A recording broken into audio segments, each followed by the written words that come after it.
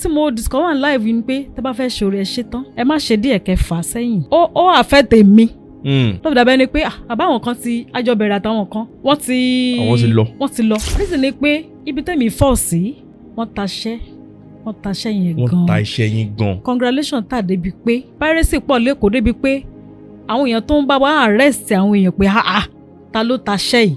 One of your album is congratulations. bẹ́ẹ̀ni ọlọ́run mi mò ń bẹ̀bẹ̀ iṣẹ́ yẹn gan ló wá gbé mi lóòótọ́ àwọn èèyàn mọ orin gan-an kò tí wọ́n mẹ́ni kọ́ mo lè sọ pé 30% ló mọ ẹni tó kọ congratulations nígbà tó ń rí mi pé even ibi tí mo sọ pé ẹ ṣe fídíò ẹ̀ ń gbà yẹn. agreement wọn ni pé lórí each album 5 naira ni wọ́n fà artist. kò yé mi. 5 naira lórí each album.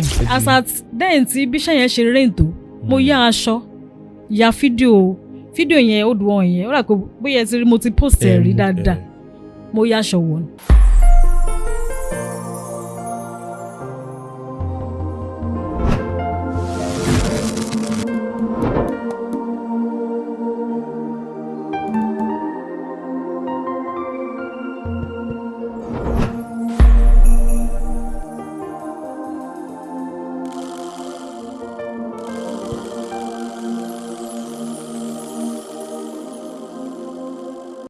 Welcome to Smedia podcast. Welcome to Mystery. Showing on your favorite TV, Smedia TV. If you are joining us for the first time, coming to this channel for the first time, seeing my face for the first time, my name still remains the same, Stephen Adekunle, your humble host. And I want to use this medium to appreciate all our loyal fans. Ayo. Okay, it's okay. I want to use this medium to appreciate all our loyal fans. Thank you so much for the love. Thank you so much for the support. Thank you so much for the share, comment, and most especially for your prayer. Thank you so much for the prayer. We appreciate you a lot. Thank you. And the Lord will continue to bless you. In Jesus' name. Thank you so much. In today's episode, I have an amazing guest with me. And I will urge you to please take your time to watch this podcast, this program, from the beginning to the end, for you to learn and some things you've never come across before. So please take your time to watch this video, watch this program from the beginning to the end, because I'm very sure you learn more about mystery, according to the title of our program, Mystery. And don't forget, Bully Mike Executive Car Hire. They are available for you for anywhere you are going. If you need a car for transportation, for your movement, if you are coming from abroad, from the airport to your destination, just reach out to them. Bully Mike Executive Car Hire. They are reliable, and trust me, you're gonna enjoy their services. Call them today. So let's dive into this amazing section with my guest in the house. We have our mommy in the house. So join me as we want to welcome our guest in the house with us. Okay, gbogbo wa ibi tí a ti ń wò wá lọ́wọ́lọ́wọ́ mo kí wa kú àárọ̀ àkú ọ̀sán ìkàlẹ́ tí máa ń gbọ́ orin lóòótọ́ so ẹlòmíì ṣe ń rí mi for the first time mi ọmọ yín náà ni ajínrere nínú orin evangelist Wumi Babalola mo kí wa lórúkọ Jésù àánú Ọlọ́run kò ní fi ayé ẹnì kọ̀ọ̀kan wá sílẹ̀. Àmín. Ìbéèrè àkọ́kọ́ tí màá kọ́kọ́ bí torí a máa sọ̀rọ̀ gan apart from the music apart from your music career, so we're still gonna talk about some mystery tó ń ṣẹlẹ̀ nínú industry then in the life generally. So but for people to understand nǹkan tá a fẹ́ discuss that àwọn ọ̀rọ̀ tí ẹ bá máa sọ a máa ń béèrè yìí lọ́wọ́ àwọn àlejò wa tá bá gbé wá sórí ètò. Ìjẹ́ ẹ ní àǹfààní, mo fẹ́ sáré lọ sí ìbẹ̀rẹ̀ ìrìn àjò ayé yín, so ẹ kàn má bá a sọ lérèfé lórí ẹ̀. Ìjẹ́ ẹ ní àǹfààní láti dàgbà pẹ̀lú àwọn bí méjèèjì and then ọmọlúwo gangan ni. Ẹ ṣé sà, mo ní àǹfààní láti dàgbà pẹ̀lú àwọn òbí mi méjèèjì. Mo jẹ́ ọmọ bíbí ìlú Ògbómọ̀ṣọ́ so Ọlọ́run dẹ̀ ran àwọn òbí mi lọ́wọ́ láti kọ́ wa ní ẹ̀kọ́ gẹ́gẹ́ bí ọmọ Ọlọ́run so náà la dàgbà sínú ẹ̀ tí oore ọ̀fẹ́ yẹn náà ó sì ń ràn wá lọ́wọ́ up till now. So a mọ̀ yín sí òǹkọrin ajínrere if I should ask you ma ìgbà wo ni ẹ bẹ̀rẹ̀ sí ní máa kọrin gangan then kí ló inspire yín láti máa kọrin. Ìbéèrè ńlá lẹ béèrè yẹn so mo ti ń gbà tí ẹ̀mọ̀ tó ń bá bí ẹlòmíì lè láti kékeré lòun ti ń kọrin so gẹ́gẹ́ bí oore ọ̀fẹ́ táwa ní ẹ̀rí pé mo sọ̀rọ̀ kan pé àwọn òbí wa wọ́n kọ́ wa ní ìlànà Ọlọ́run so ó fún wa lórí ọ̀fẹ́ láti súnmọ́ church láti máa lọ sí church déédéé so àtìgbà yẹn àti kékeré àti wà ní choir bọ̀ ní tèmi mo ti ní oore ọ̀fẹ́ àti máa kọrin láti máa compose orin nígbà tí mo ṣì wà ní kékeré so bọ̀ tí mi mọ̀ pé máa kọrin bọ̀ mo kàn mọ̀ pé ẹ̀kọ́ ní àṣà máa wá láti máa compose orin láti máa kọrin mọ́ ọ̀gbà but Ọlọ́run kàn ràn mí lọ́wọ́ ń gbà yẹn so tí n bá ti kọ́ mo ní ẹnìkan tí mo sọ pé kí ni ìdẹ́ ń wá o pé mo dẹ̀ ń rí àwọn nǹkan báyìí o so wá ní kí n máa kọ sílẹ̀ okay. So àtìgbà mo ti lóore ọ̀fẹ́ àti máa kọ orin sílẹ̀ máa ń kọ sílẹ̀ but ìgbà tó wá dé stage kan mo wá ń pray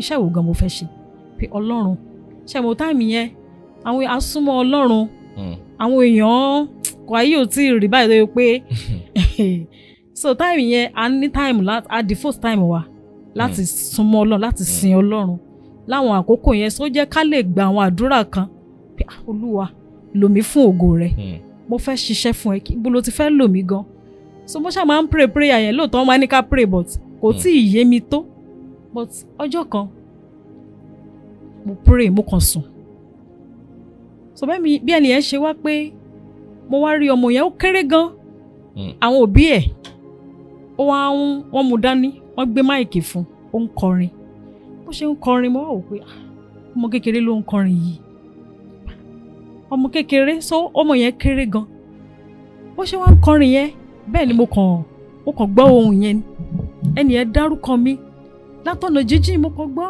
but Deborah náà pè mí bọ́ mo kàn mí ń jẹ́ Deborah bí mo ṣe gbọ́ Deborah pé ṣé o dẹ̀ ń pè rẹ lọ́mọ kékeré pé ṣé mo inú èmi àti ọmọ yìí pé ta ló kéré jù wáwò pé ọmọ yìí kéré wípé tọmọ yìí bá lè kéré tó ń ṣiṣẹ́ ìrànṣẹ́ táwọn òbí ẹ̀ dẹ̀ tì lẹ́yìn tó ń gbé báyìí so definitely ìwọ ò kéré fún iṣẹ́ mi láti ṣe so bí mo ṣe jí nìyẹn máa pa orin bọ́n tó yà mí lẹ́nu ni pé mo ṣe ń jí yẹn orúkọ tó ń pè mí látọjú ìran yẹn ó ní ẹni tí mo kọ́kọ́ pàdé pè mí wọ́n ò pé Deborah pé mi ò ń jẹ́ Deborah Wumi ni mo ń jẹ́ báwo náà ṣe pè mí Deborah so lẹ́yìn yẹn láti confam nǹkan tí mo rí so ẹlòmíì tó pè mí lórúkọ yẹn up to now ẹni yẹn sì máa ń pè mí Deborah láì jẹ́ Deborah so ìgbà yẹn mo mọ̀ pé iṣẹ́ tọ́lọ́run fẹ́ kí n ṣe gangan lélẹ̀ so bó o ṣe di pé àwọn orin tí mò ń compose mò ń kọ́ wọn ní choir so mo ṣe ń develop ara mi díẹ̀díẹ̀ there was a day tí ọ̀kan lára àwọn tó jẹ́ choir master wa ni but ó ti ń compose orin fún wa tó bá fẹ́ ṣe wedding wọ́n á ní kí n compose orin tó bá fẹ́ ṣe anything tó jẹ́ program pé wọ́n fẹ́ ṣe ní church wọ́n á ní kí n compose orin lórí ẹ̀ Ọlọ́run lo ọ̀gá akọrin yẹn fún mi gan láti build mi so mo ṣe bẹ̀rẹ̀ wẹ́rẹ́wẹ́rẹ́ nìyẹn àwọn náà lọ́rùn tó wá lò pé bó ṣe ń ṣiṣẹ́ yìí pé ó yẹ kó ṣe album wọ́n pè album mi ìmọ̀ bí mo ti fẹ́ bẹ̀rẹ̀. gbogbo nǹkan tá à ń sọ yìí bí iye ẹ̀ wo nìyẹn. bí around 96 7 8 ni gbogbo àwọn kan yẹn ń ṣẹlẹ̀ so 99 ni mo ṣe first album. 1999 lẹ ṣe first album. so àti bí 98 la ti ń wò pé kí la lè ṣe wọ́n bá mi bá àwọn kan sọ̀rọ̀ pé ká ṣiṣẹ́ yẹn pé kí n fi ṣe album so mo ṣe bọ́lọ́run ṣáṣe lu àwọn yẹn fún mi nìyẹn láti ṣe album yẹn so I launch ẹ̀ so long story pọ̀ lábẹ́ ẹ̀ gan but láti cut it short. torí àwọn tó ń bọ̀ ń sìn because ẹ̀yin jẹ́ Ọlọ́run fún yín ní àǹfààní láti jẹ́ àgbàlagbà nínú òǹkọrin ẹ̀mí tẹ̀lẹ̀ tí ń bá bọ̀ lọ́jọ́ tó ti pẹ́ bó dẹ̀ ṣe wà yẹn ẹ ti máa ní àwọn experiences kan tó jẹ́ pé àwọn tó ṣe ń kọrin sìn ṣe àwọn àwọn tó ń kọrin sìn gan ti pọ̀ ju àwọn tó ń kọrin gbà yẹn lọ so that àwọn tó ń kọrin sìn tàbí àwọn tó ń ṣe àwọn kankan wọ́n lè máa mọ ìgbésẹ̀ àti pé ìgbà yẹn náà ìdojúkọ wà o ṣùgbọ́n báyìí lọ́lọ́run fi kó yín yọ ní time ìgbà tẹ́ kọ́kọ́ ṣe first album yẹn because téèyàn bá kọ́kọ́ fẹ́ ṣe oríire kan ó máa nira gan gẹ́gẹ́ bí Áfíríkà yìí bó ṣe rí ìgbà tẹ́ kọ́kọ́ ṣe first album yẹn kí ni àwọn nǹkan tó jẹ́ bí ìdojúkọ tí ẹ rí? Ìdojúkọ tí mo rí because time yẹn mo wà pẹ̀lú choir. Okay. So pastor tó wà lórí ìjọ wa ń gbà yẹn ni pé mo kéré gan.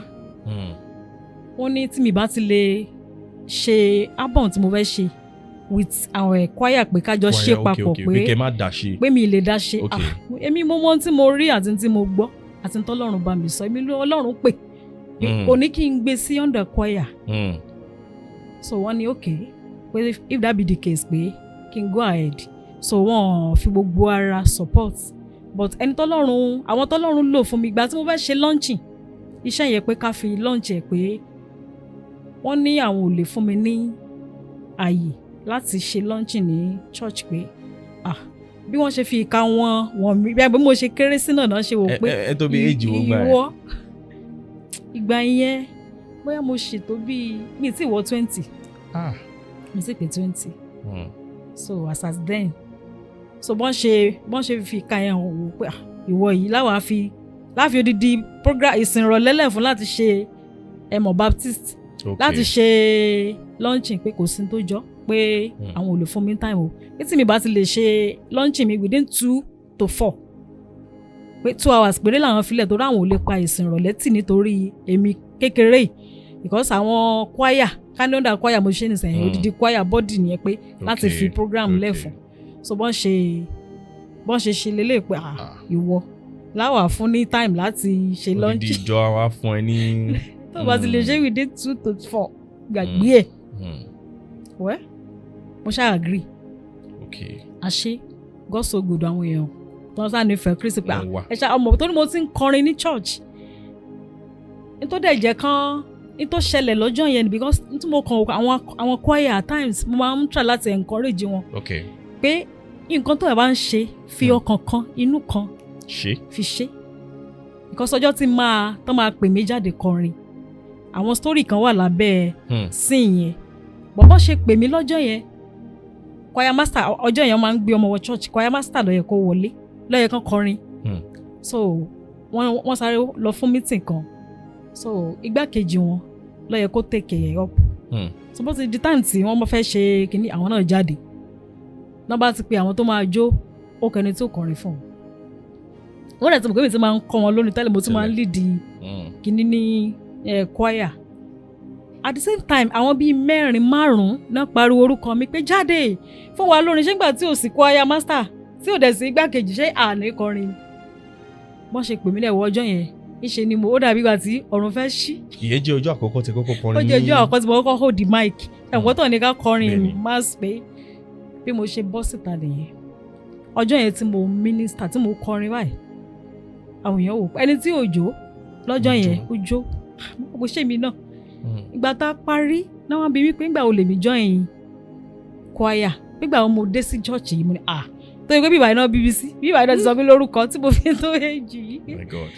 Ibi ìbá ẹni so mo ṣe mọ̀ pé ibi tíṣà yẹn ti bẹ̀rẹ̀ wẹ́rẹ́wẹ́rẹ́ nìyẹn bí church sọ pé àti ẹ̀wà fẹ́ àti choir master o àti fáìsẹ̀ àti ẹ̀fẹ̀ ní kankan mọ́ ọmọ tí ó máa lead the praises fún wa ní church yẹn bí mo ṣe bẹ̀rẹ̀ wẹ́rẹ́wẹ́rẹ́ nìyẹn so bọ́lọ́run ṣe bẹ̀rẹ̀ iṣẹ́ nìyẹn tẹ̀fi launch album yẹn lọ́jọ́ yẹn kí n ṣe album so àwọn nǹkan kéékèèké báyìí àwọn yẹn ló prompt choir master pé tó o bá fi lè ṣe léyìí o ti ń compose orin tí ń kọ́ wa lórin ní choir ó yẹ kó o lè bí mo ṣe bẹ̀rẹ̀ nìyẹn bọ́jọ́ album yẹn sà yes sà ẹ fẹ́ sọ̀rọ̀ nǹkan. no ẹ sọ̀rọ̀.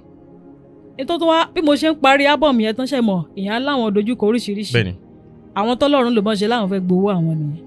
kò yé mi. owó tán fún mi láti support pé kí n fi ṣe album. ṣé wọ́n ya yín tẹ́lẹ̀ ni. àwọn sọ pé àwọn ya o wọ́n fi support pé ọmọ ìyá mọ̀ pé good pé ọlọ́run dẹ̀ ń lò nínú church pé láti fi assist ẹ̀ ṣe mọ̀ ẹ sọ pé àwọn ìdojúkọ tí mo rí bẹ́ẹ̀ni bá ṣe ń parí àríyá mo fẹ́ gẹ̀ẹ́tì ẹ̀ torí kí ni lórí tán fi padà wá pé àwọn fẹ́ gbowó àwọn. ṣẹ́rí nǹkan tí mo rí láàrin yẹn ni pé it's like ṣé àmùgbé téèyàn bá wọ́n ti pé méjì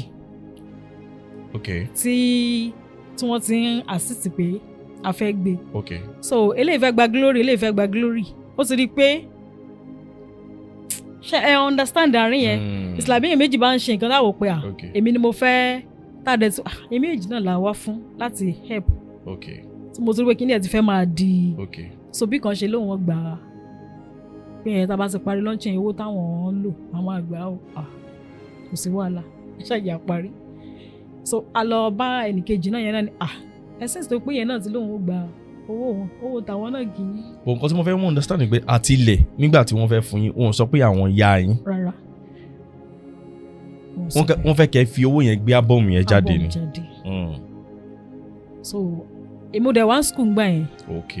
so bá a ṣe parí aṣá àṣẹtù kìíní àṣẹtù kejì bí mi ṣe rówó ṣe. ẹ fún wọn lówó yẹn padà. ẹ àdáwò yẹn padà so bí mi ṣe rí owó ṣe iṣẹ́ yẹn mọ́ nìyẹn láti ẹ̀mọ́ a máa lọ produce more copies láti máa tún ta láti máa àwọn èèyàn béèrè iṣẹ́ yẹn mi rí so bó ṣe di pé àwọn marketer tí ó gbé iṣẹ́ jáde nìyẹn so wẹ́rẹ́. marketer wo ló padà ta. ṣùgbọ́n tá a máa rí marketer bí n pé ẹ̀mọ́ time tí a máa rí marketer sí àwọn iṣẹ́ tó ń tà ń gbà àwọn iṣẹ́ kápẹ́sìsì àwọn kérúbù àwọn káṣá gbá gbogbo ẹ̀ mọ́lẹ̀ ká ṣe sogbo táìmù yẹn. ìgbà tẹ launch àti ìgbà tẹ rí marketer ó jìnnà síra wọn. bí èyí interval náà ló wà ní. kí lorúkọ first album yẹn. first album yẹn kò tẹ́ mi lọ́rùn ni mo fi ní title ẹ̀ gbà yẹn. kò tẹ́ mi lọ́rùn. tẹ́ mi lọ́rùn. ipò yìí kò tẹ́ mi lọ́rùn ẹ̀mí mímọ́ wá tún mi ṣe o ṣebí wọ́n ló lè sọ bí dire o. Bàbá mímọ́ wá tún ayé mi ṣe. So mo ṣe. How many track ló wà nù album yẹn gbà yẹn? Track a tó bí lẹ́yìn side other side ẹ̀ kó mo sọ pé mo máa ń kọrin wedding gan. Bẹ́ẹ̀ni okay. So side kan mo fi ṣe wedding ẹ mọ̀ bí òye iṣẹ́ bó ṣe yé mi nígbà yẹn. So side kan orin wedding ni mo fi kọ throughout. Olólùfẹ́ jẹ́ ká ló fẹ́ adé orí jẹ́ ká ló fẹ́ ìfẹ́ ló lè gbé wa ró so láti fi encourage family ní gbogbo yẹn wá so gbàgbà tá a máa rí marketer ṣe mọ̀ àwọn ò pẹ́ gbogbo àwọn orin eléyìí orin tó wà ń gbòòrò tó wà ń sìn pé wàá jókòó orin àdúrà lóòótọ́ táìmù yẹn náà máa ń fi àwọn track sí but láti kọ́kọ́ kọ so ló sún mi sí èyí tí mo ṣe wàá ṣe lẹ́yìn yẹn. Mo kọ èmi náà fẹ́ ṣeun rere o àwọn ẹgbẹ́ mi ṣeun rere. Kó tó di pé a lọ bí in between that time lẹ́yìn ìgbà tẹ́ ṣe first album yẹn ìgbà wo lẹ tún ṣe another one. So lẹ́yìn tí mo ṣe first album yẹn mo ṣe mí ní ìgbà tó fi máa pé year after so àti rí marketer tó máa bá wa ta ẹni tá a kọ́kọ́ fún ní first one yẹn nìkan ti gbà á Danjuma náà gbàngbà yẹn bọ̀ kò pẹ́ sígbà yẹn náà kú so a ní láti gba master yẹn padà so kó tó di pé a ṣe wà get another marketer so àwọn ní bísí forest tó fi ta so iléeṣẹ́ wọn ní àti wá ṣàwọn iṣẹ́ bíi mẹ́rin kan kó tó di pé kúrò. tí n bá ṣí dáadáa láti gbà yẹn ti náà á ti tó abẹ́ ní album tẹ́ ti ṣe. At least mo ti ṣe up to 13. 13? Bẹ́ẹ̀ni, albums. 13 album? Bẹ́ẹ̀ni, mo dẹ̀ ṣe single track bíi 4 or 5 ṣá. Wow. Ìrìn àjò 13 album yẹn. Apart from nǹkan tó ṣẹlẹ̀ ní ìgbà àkọ́kọ́ tẹ́ kọ́kọ́ ṣe album yẹn. Torí nígbà yẹn a máa ń rí i pé àwọn ìṣòro kan tó máa ń wà ń gbà yẹn fún olórin ni marketer ó fún wọn lówó kò fún wọn lówó iye tó yẹ kó fún wọn kọ́ ló fún wọn ẹlòmíín wà tó jẹ́ pé ó jẹ́ olórin tó jẹ́ pé ayé mọ̀ gan wọ́n ta kíṣẹ́ tiẹ̀ gan ṣùgbọ́n ní ọjọ́ òní òun láǹfààní àti rí èrè iṣẹ́ wọn wọn ò ní àǹfààní àti rí èrè iṣẹ́ wọn rárá tó dẹ̀ ń dùn ọ̀pọ̀lọpọ̀ tó dẹ̀ jẹ́ pé bí àwọn mákẹ́tà yẹn wọ́n ta ọjà yẹn dáadáa ṣùgbọ́n àwọn tó ní orin gangan wọn ò jẹ èrè iṣẹ́ wọn. Kí ni àwọn nǹkan tó máa ń fà á and then ṣé ẹ̀yin náà ní ìrírí ẹ̀ nígbà yẹn? Mo ní ìrírí ẹ̀ ó rẹ̀ kó kan tó affect mi gan-an. Ṣé àwọn pé a máa ń sọ̀rọ̀ nípa foundation. Bẹ́ẹ̀ni ìpìlẹ̀. Iṣẹ́ wa yìí ní tó bá gbéyàn ẹ máa mọ́lé ni. Bọ̀ téèyàn bá sọ̀rọ̀ pé bóyá marketer or no marketer pé nǹkan báyà bí báyìí á dàbẹ̀ ni pé wọ́n ṣèyàn lóore èèyàn appreciate wọn. Bọ̀ téèyàn bá ṣe kan tí mo discover in life ni pé tẹ́ bá fẹ́ ṣe oore ẹ ṣe tán ẹ má ṣe díẹ̀ kẹ́ fà sẹ́yìn. Ó affect mi. Tó fi dàbẹ̀ ni pé àbáwọn kan ti àjọbẹ̀rẹ̀ àtàwọn kan wọ́n ti lọ ibi tí mo fall sí lóòótọ́ àwọn náà lè máa realize àwọn kan consent. Okay. But ó ti affect already. Reason ni pé ibi tẹ́mi fall sí wọ́n taṣẹ́ yẹn gan. Wọ́n ta iṣẹ́ yín gan. Congratulations tà débi pé piracy pọ̀ lẹ́kọ̀ọ́ débi pé àwọn èèyàn tó ń bá wa arrest àwọn èèyàn pé ta ló taṣẹ́ yìí. One of your album is Congratulations. Bẹ́ẹ̀ni. Ọlọ́run mi mò ń bẹ̀bẹ̀ iṣẹ́ yẹn gan ló wá gbé mi lóòótọ́ àwọn èèyàn mọ orin gan kò tí wọ́n mẹ́ni kọ́. Mo lè sọ pé 30% ló mọ ẹni tó kọ Congratulations nígbà tó ń rí mi pé even ibi tí mo sọ pé. ẹ ṣe fídíò ẹ̀ ń gbà yẹn. Ṣé mo gbà yẹn àwọn fídíò ṣáà mo mọ́lẹ̀. Ibi tí ẹni tó handle ẹ̀ bó ṣe handle ní táwọn wà after ni pé káwọn ti rí. Báwo ni ká gbé báyìí báwo ni ọ̀rọ̀ marketer yẹn ṣe máa jẹ́ kí ló máa ń jẹ́ agreement yín torí àwọn tó ń wà gbọ́dọ̀ understand dáadáa kó tó di pé bóyá ẹlòmíà máa dájọ́ síbi kan a ṣe kan báyà kó tó conclude tọ̀tẹ̀ kí ni nǹkan tó máa ń jẹ́ agreement yín gbà yẹn. ní tó máa ń jẹ́ agreement ni pé most marketer ń gbà yẹn náà wọ́n fẹ́ kó yẹ pé artist àfọwọ́ ẹ̀ ṣe. Okay. Àwọn láfẹ́ handle ṣe yẹn láti lẹ̀. Àwọn ni wọ́n máa sponsor everything. Àti inú studio tẹ́tí máa lọ kọrin. Àti studio. Okay. So agreement wọn ni pé lórí each album 5 naira ni wọ́n fa artist. Kò yé mi. 5 naira lórí each album lórí each cassette nígbà yẹn cassette bẹ́ẹ̀ nígbà yẹn. Okay 5 naira ni percentage fún artist. Okay. So but nínú 5 naira yẹn náà wọ́n ń jó lótìtọ́ sí. Tíṣẹ́ bá tà tíṣẹ́ bá rìn gan. Okay. At least 5 naira yẹn náà tówó yẹn bá máa accumulate. Tó bá máa jó lótìtọ́ sí fún artist ó yẹ ká artist yẹn gan mọ̀ pé òun ṣoríire. Yàtọ̀ sí yẹn àfọjà tí ò bá lọ. Okay.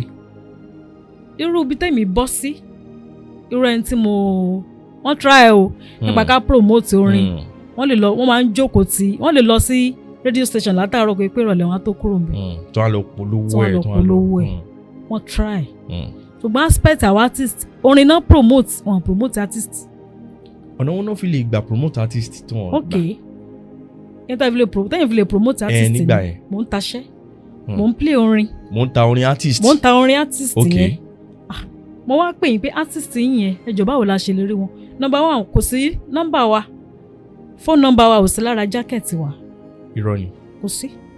Okay, marketer ò kì í sábà fi phone number. No, ibi tẹ́mi fọ́ sí. Ibi tẹ́ fọ́ sí okay. Wọ́n alá o. Okay. Wọ́n ti wò pé tá bá ní phone number tí phone number wà lára jacket. Okay. A ní access àwọn èèyàn. Àwọn èèyàn máa pè yín fúnra wọn. Wọ́n á lè pè wá direct fúnra wọn á lè jọ sọ̀rọ̀. Ṣé kò dáa ni? Ló dáa jù. Mo ṣe sọ pé ibi tẹ́mi fall sí irú ẹni tẹ́mi fall sí side sọ pé ó affect mi. Reason ni pé mi ìfẹ́ kẹ́ ẹ lọ mi ìfẹ́ kán gbà yín mi ìfẹ́ kẹ́ ẹ rìn jìnnà ṣe mọ̀ pé ẹlòmíràn afẹ́ wọ́n ní afúnni ló kó nídìí ọ̀pẹ afẹ́ ajẹmọ́fẹ́ ká yó. But àwọn èèyàn lè understand. But téèyàn bá ń sọ àdàbẹ́ ni pé ó yẹ èèyàn appreciate wọn. But wọ́n pa wá lára. Okay, èyí ló máa ń ṣẹlẹ̀ lọ́pọ̀ ìgbà tó yí àwọn èèyàn sọ pé à ń gbórin yín àyẹ̀kẹ́ tí ní nǹkan báyìí. Ìgbà dẹ́yìn tí bíṣẹ́ yẹn ṣe rìn tó mo yá aṣọ ya fídíò yẹn ó dùn ọ̀ yẹn ó rà pé bóyá ti rí mo ti post ẹ̀ rí dáadáa mo yá aṣọ ya iṣẹ́ yẹn. Ẹ yá aṣọ ya fídíò. Bó ṣe rí yẹn gan tó yẹ pé ẹlòmíì gan adley náà fi believe pé I'm the one pé mi gangan ni mo tán bá wo kíní yẹn sí ó hard láti believe kẹ́ lè mọ ọwọ́ bọ́n ṣe. ṣùgbọ́n nígbà tó jẹ́ pé marketer ń ta iṣẹ́ yín, marketer ń rí owó wọlé, marketer mọ̀ sí ìgbà tẹ́ fẹ́ ya fídíò. báwọn náà ló yà.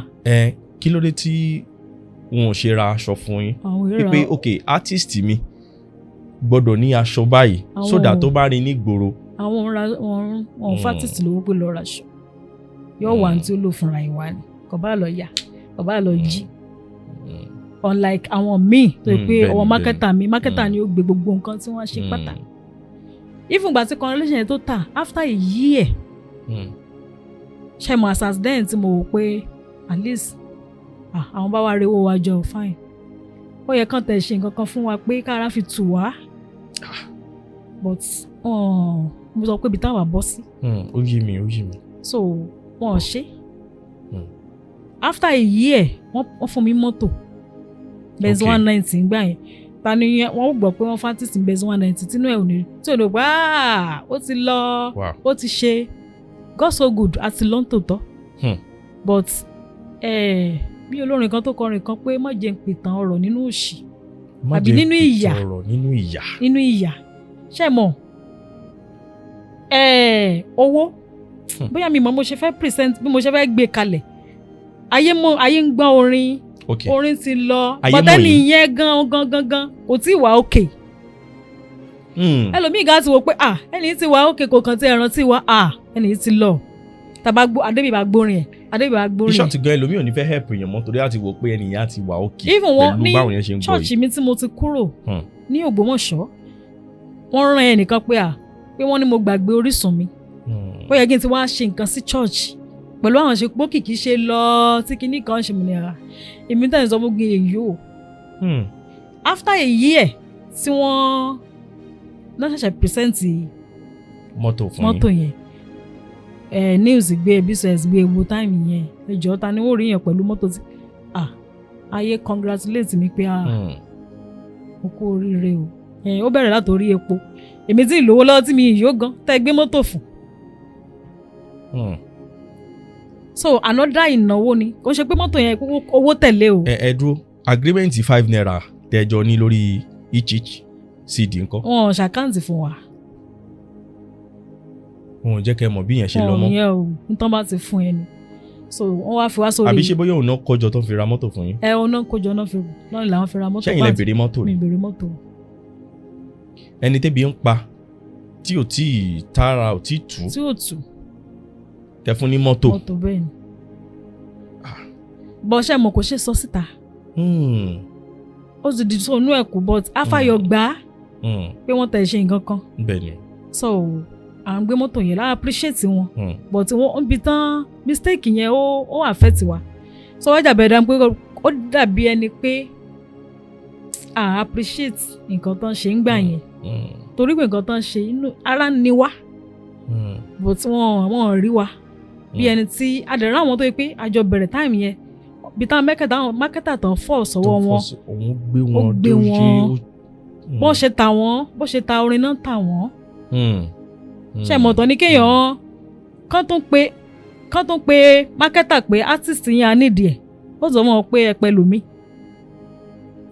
that was the day tani kan pè mí láti Abuja pé Star Wumi ẹ̀ ní mákẹ́tà pé this will be the first time táwọn ti ń pè mí táwọn fẹ́ invite mi sí Abuja pé àwọn try number títí tí àwọn báwọn ṣe fẹ́ reach mi ọwọ́ pé àwọn tó wà ní Ìbàdàn nìkan náà ní access sí mi torí ẹ̀kọ́ kan tá a bá lọ rédíò program bóyá lọ church mi ìtàtàn ti gba nọ́mbà pọ̀ pé outside ó tẹ̀ tó Èkó mo fẹ́ máa lọ fún show tó 5 times 5 church places bí iṣẹ́ yẹn ṣe rìn tó so ó jẹ́ kí everybody believe pé ẹni ti kú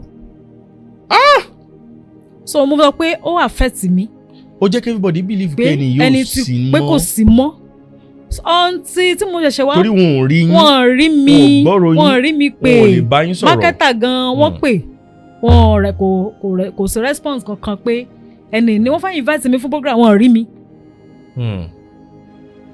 ayé dẹ̀ mọ orin dẹ̀ ń lọ bí ọ̀pọ̀ tó ti mú orin yẹn láti kọ ẹlòmíì tó ń change ẹ̀ sí ti nǹkan mi. ìgbà yẹn dẹ̀ kì í ṣe ìgbà tí èèyàn lè ṣí social media pé ẹ jẹ́ ń pe nọ́mbà mi fúnra mi ẹ jẹ́ mi gan promote ara mi lórí ọ̀fẹ́ ìgbà yẹn. torí ọ̀pọ̀ ìgbà ní àwọn ẹlòmíì àwọn èèyàn máa ń blame èèyàn wá ní ṣé bóyá kó wọn náà promote rẹ̀ èèyàn tí ò tí ì jẹun gan. báwo mo ṣe fẹ́ promote ṣé mi tí ì jẹun tó gbé mi gan struggle ara mi ṣe mọ̀ then iṣẹ́ ìránṣẹ́ wàá rí bí iṣẹ́ ìránṣẹ́ kò ń ṣayé èsìn tó yẹ pé wọ́n lè pẹ̀lú mi kan ní ọmọ 5 million wa. ẹ̀yin rí bí iṣẹ́ ìránṣẹ́ nǹkan tọ́lọ́run bá ní kẹ́ ṣe lẹ́yìn ó ṣe. ṣe wọn lè invite one church kan ní ẹmú iye kan wá. so àwa ń lọ fún ministry pé à ń lọ minister ní church. ẹ ń ṣe sọ́lọ́run lọ́rùn. ẹ máa ń ṣe sọ́lọ́run lọ́rùn ni so nǹkan tán bá fún wa òun ni so gbogbo nǹkan bẹ́ẹ̀ yẹn náà ìyẹn wá kọ́ ni major problem ta ni bí o ṣe ibi tí mo force ó really affect gan tó wá ṣe pé wọ́n ṣàánú wa délẹ̀ ń gbà yẹn tó wá yẹ pé ìfò kó ṣe pé outing nìkan là ń lọ bẹ́ẹ̀ni lásán èèyàn ní wo sáìdì wọn fún wa wọn ò fún wa kọ́kọ́ máa gba show fún yín kọ́ gba show so a ní access sáwọn èèyàn láti reach wa àwọn náà ni wọ́n máa contact direct wọ́n á tún wá still náà àwọn míì tó bá máa pè mí gbà wọ́n ṣẹ̀ máa wá sí Ìbàdàn ni wọ́n ṣe wá sọ́fíìsì wọn ní Ìbàdàn omi wọn tẹ̀ ní jẹ́ àgbọ́ so mo ti rí ẹnìkan so later ta ṣẹ̀ṣẹ̀ ṣe after 4 iṣẹ́ bíi 4 ni mo ṣe síbẹ̀ ká tó wá wò pé kíní yìí ti 4 lè ṣe sọ́dọ̀ marketer yẹn bẹ́ẹ̀ ni kó tó di pé mo wá wò pé wọ́n rà pé kíní gbà tó wáwọn èèyàn ń pè wá lọ́tún ló sì pé ẹ̀ tí ní marketer. ẹ jọ ṣé ẹ rántí orúkọ ábọ̀mù 4? mo rántí. ẹ pé. Bàbá Ọlọ́pẹ́ congratulations. ìkẹta hallelujah rẹpẹtẹ. so ìkẹrin tọkọtaya ni first album tí mo kọ́kọ́ ṣe mo ẹ̀ṣẹ̀ wá refine ẹ̀ nígbà tó di pé iṣẹ́ ti pick so láti fi first album yẹn mo condemn yẹn mo ṣẹ̀ wá refine iṣẹ́ yẹn ló fi jẹ́ iṣẹ́ 4 tí mo ṣe síbẹ̀ so a ṣẹ̀ṣẹ̀ wá di begin again nígbà tá a kúrò ń bẹ̀ a tún wá face challenges pé wàá lọ wọn ní gbọ́ ẹ mọ́ ṣe mọ̀ pé ọ̀nà ogun pọ̀ mo fẹ́ kúrò nílé iṣẹ́ mi wọn ní gbọ́ ẹ mọ́. ṣùgbọ́n ilé iṣẹ́ téèyàn wà yẹn kò pé èèyàn. kò pé lẹ́yìn ìgbà tán gbé mọ́tò fún mi after 6 months wọ́n ṣe fún mi ní 50,000 nínú 50 yẹn plate number tí mo ṣe torí mi ìrówó tí màá fi ṣe plate number. láti ìgbà tán ti gbé mọ́tò fún yín. nígbà tí o ṣòwò ṣe bí mo rí náà ní mọ́tò I appreciate wọn o pé wọ́n gbé mọ́tò fún wa a dúpẹ́ but ṣe mọ̀ ọpẹ́ ànídúpẹ́ bẹ́ẹ̀ ìgbà tí mo lọ bá wọn pé mi ìrówó tí màá fi gba plate number sí mọ́tò àwọn ọlọ́pàá ń disturb mi orí ọ̀fẹ́ pé orúkọ la fi rin àwọn ọ̀rìn kọ̀ọ̀kan tá à ń rìn pé torí that was the day tí tá à ń gbé mọ́tò yẹn bọ̀ gbà yẹn mo ń gbé challenge bá ṣe ń bọ̀ adébí bẹ̀rẹ̀ yẹn àwọn ọlọ́pàá dá wa dúró adẹ̀ ní táìmù yẹn la àwọn kéèsì kan mẹ́ta yanjú torí a fẹ́ kúrò ń bẹ tó ń bá wa jà tá a fa wàhálà ọlọ́pàá dá wa dúró ẹni tó dáìbò dúró pé alátipẹ́ wọ́n ṣe lé wa wọ́n ṣá lé wa wọ́n lé wa wọnú bìkan àṣà láti páàkì wọ́n ṣá gba kí mọ́tò àfi mọ́tò lẹ̀ àlọ́ ibi táwa fẹ́ lọ go so good gba tá à ń bọ̀ so bẹ́ẹ̀ nìkan ṣe máa ní àsísítà Wùmí kí lẹ̀ wọ́n ń bí ìbá mu ni mọ́tò wa ni àbẹ́yìn lẹ́ni mọ́tò tí wọ́n gbà lẹ́mu ni èmi mọ́tò mi ni ẹni ẹ̀ bá ní thank God pé àwọn rí mi lénìí wípé orin yẹn làwọn kọ́ tí Ọlọ́run ń lò fáwọn táwọn fi di ọlọ́mọ lénìí. My God. pé ọjọ́ ìmọ̀ tó mọ̀ pé torí mò ń ròǹgbà yẹn pé ṣé iṣẹ́ tà ń ṣe ṣé orin ṣé ó minister sáwọn èèyàn ṣá. like orin yín jáde síta àwọn èèyàn ń gbọ́ ṣùgbọ́n ẹ̀yin gangan ò ní feedback testimony àwọn èèyàn. mi ní bẹ́ẹ̀ ni ẹ ṣe wá ní sista Wùmí orin lọ́lọ́run lò fún un tó ń fi bímọ pé orin yẹn lòun fi ó dàbí national anthem fóun ọjọ́ yẹn mo ní ayọ̀ jùlọ pé so iṣẹ́ yìí ó ti ṣiṣẹ́ tó pọ̀. bẹ́ẹ̀ mọ̀. tí mi mọ̀ ó ní ẹnìṣó ọ̀nà yẹn náà wájú ọlọ́pàá wọ́n ṣe ní ẹ wo ọ̀gá kí eléyìí ò ṣe gbà ó níbo lẹ fi kí wọ́n sí wọ́n ṣe mú kí mọ́tò wá fún mi tá a ṣe kúrò lọ́jọ́ yẹn ni ṣe mo ayọ̀ ni mo fi padà sílé pé Ọlọ́run so testimony pọ̀ lórí orin yẹn gan-an ọ̀hún tí mo post iṣẹ́ yẹn sí TikTok mo ṣe wá ń rí oríṣiríṣi messages, oríṣiríṣi testimony mo dẹ̀ ń ké. My God. Pé Ọlọ́run, so ti lo iṣẹ́ ìfáwọn kan. So ó ti fi iṣẹ́ ìtú àwọn kan sílẹ̀. Ó ti fi iṣẹ́ yìí mú àwọn kan lọ sílùú òyìnbó.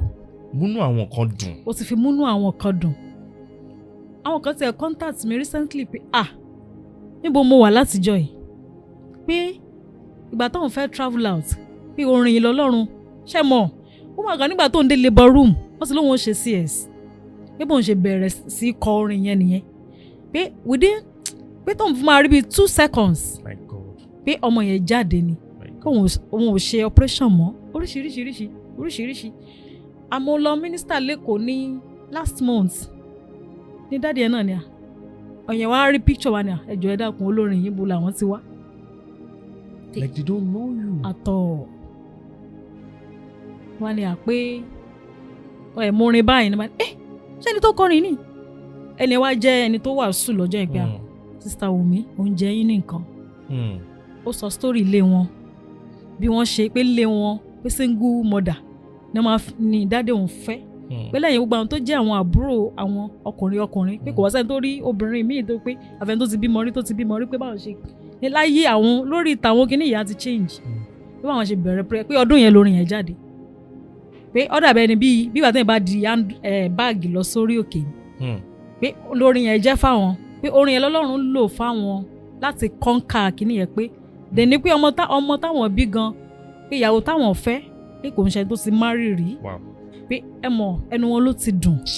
Wọ́n á wò pé Ọlọ́run pé bọ́tẹ́ bá máa belé àní ṣọ́ọ̀ṣì wà ní. Ṣọ́ọ̀ṣì exist ní.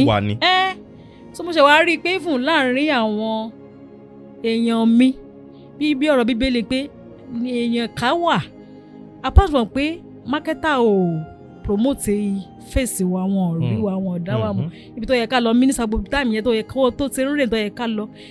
Ìgbà tí mo ṣe post iṣẹ́ yẹn palẹ̀ lómi sọ pé so woman ṣì wà ṣẹ́yìn lẹ kọ́ ni wọ́n á tún máa bí mẹ́rin ṣẹ́yìn lẹ kọ́ ni so ẹ ṣúọ̀. Èmi náà ti bí yín lónìí ẹ bí mi pé kí ni mo rò tí mo sọ pé ṣẹ́yìn lẹ kọ́ ṣẹ́yìn ni mo ní Ọlọ́run ni láyé mi bẹ́yẹn lọ́wọ́ ní bọ́tà wọ́n bí olórin kan ó sọ pé ẹ ti kú bẹ́ẹ̀ ni bẹ́yẹn ṣé mo ti máa ń gbọ́rọ̀ yẹn ti pẹ́ mo wò pé bí yàrá bá gbéyàn sàn lẹ́mu kékeré náà gorí ẹ̀ torí ìlara òun náà ni gbogbo ẹ̀. Ṣùgbọ́n tí ẹ wá ń sọ ẹnìkan wá ní bọ́t kí ló ṣe lápá kínní kan àwọn dẹ̀ bí àwọn fẹ́ invite ilé àwọn tí ń wá mi tipẹ́tipẹ́ máa kàn wá látàbújá ni ìgbà táwọn fẹ́ ṣe wedding pé àwọn wá mi láti wá kọrin pé ẹni láwọn máa ló ń gbà kínní mi pé ẹni táwọn bí sọ báyìí so pé gbogbo conclusion wọn lẹ́kọ̀ọ́ káàkiri pé ẹni tó kọ́ ó sì wà láàyè ká wá sọ mí so tá a máa gbọ́n sọ pé so ẹ ṣì wà níbo lẹ wà látijọ́ so iṣẹ́ yẹn wá dàbí begin again. Nígbà tẹ́ ṣe bẹ̀rẹ̀. So mo ṣiṣẹ́ mi náà o àwọn èèyàn wọn láìkì iṣẹ́ yẹn náà rìn. Ẹ mọ̀ ìyẹn ló àwọn èèyàn ṣì wá ń fi mọ̀ bí tá a bá ti wá lọ mínísítà bá ti kọ́ so ẹ̀yin lẹ kọrin yìí ni ẹ̀yin lẹ kọ́ àṣẹ̀yìn lẹ kọ́ so ẹ̀yin lẹ kọ́ bulẹ̀ wà látijọ́ yìí àwọn òkú ẹni ẹ̀ ṣì yẹn ṣiṣẹ́ ni ẹ̀ ṣì wà ní.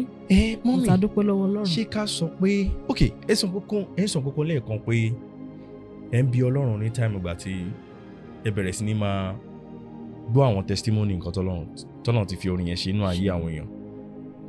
Ẹ wá ní àwọn bí Ọlọ́run pé ṣé òun lórin yìí fi tú àwọn èèyàn kan sílẹ̀ òun lórin yìí fi múnú àwọn kan dùn ṣé kò dẹ̀ lórin yẹn fi múnú tẹ̀yìn dùn. Mo lè kí ṣe pé Ọlọ́run ò lò láti múnú mi dùn. Ṣe rí testimony yẹn lásán ó jẹ́ ayọ̀ mi. Ṣe mọ̀ pé kò ń ṣariwo ni mò ń pa. Ṣe mọ̀ pé ọ̀pọ̀lọpọ̀ orin sìn ariwo ni. Gbogbo orin téèyàn kọ tí ó tán ìbànújẹ́ ẹnìkan tí ó fún ẹnìkan láyọ̀ tó ń mú ẹnìkan rántí pé so lẹ́yìn ayé yìí ìgbà yẹn tí mò ń kọ́ gbẹ́ mo pé àwọn èèyàn ò mọ̀ pé àwọn èèyàn mọ orin ẹnìkan send message nípa Sister Wumi ẹ má káàárẹ̀ o Ọlọ́run á san gbogbo ẹ̀ fún yín padà o. My God. Pé iṣẹ́ yìí Ọlọ́run ti lò ó fún ọ̀pọ̀lọpọ̀ ó ti rìn gan o pé ó ti lò gan o orin kan wà náà tí mo kọ ọjọ́ kan mo kàn kọrin ẹni ṣẹ́yìn náà lẹ́ kọrin yẹn ni òpin ayé máa dé tán ọ̀rẹ́ ẹ múra wọ́n ń kọ́ wa lórin chọ́ọ̀chì wa àwọn kọ́yà máa ń kọrin gan so ẹ̀yin lẹ́ compose ẹ kọ́ náà. òpin ayé máa dé tán ọ̀rẹ́ ẹ múra ìwé mímọ́ wípé nígbà tí òpin ayé bá dé o ìfẹ́ yóò di tútù oníkálukú yóò ṣe ìfẹ́ tara wọn. This particular song Ọlọ́run mi mo bẹ̀bẹ̀ kí ni nǹkan tó bí orin yẹn. ṣe mo at times nínú ìlàkọjá èèyàn gbà mí nínú situation téèyàn wà inspiration ni orin yẹn ń gbà yẹn tó ní mo ti wọ́n kọ̀ọ̀kan pé mí náà fẹ́ ṣe ń rere o mo kọ́. ok káwọn yẹn tẹ̀lé ok. lẹ́yìn yẹn mo rí pé kíní yìí kò tí ì rí bí mo ṣe ń fẹ́ náà so inspiration ni orin yẹn tó wá so gbà tí orin yẹn jáde lèmi gan ṣẹ̀ tó mọ how heavy pé bórin yẹn ṣe heavy tó láti torí ẹ mọ̀ ìgbà mi tẹ́ bá kọ́ gbaṣẹ́ jáde ìgbà yẹn tíṣẹ́ yẹn jáde ní studio wọ́n máa ń gbà yẹn àwọn sango so wọ́n kàn máa ń jù sí wọ́n á play ẹ̀ mo wá rí i pé reaction àwọn èèyàn tó ń kọjá lọ ẹ jọ̀ọ́ ẹ fún mi ní album yẹn so definitely ó ń touch live kan. àwọn èèyàn ríra wọn nínú ẹ̀. ẹ jọ̀ọ́ ẹ fún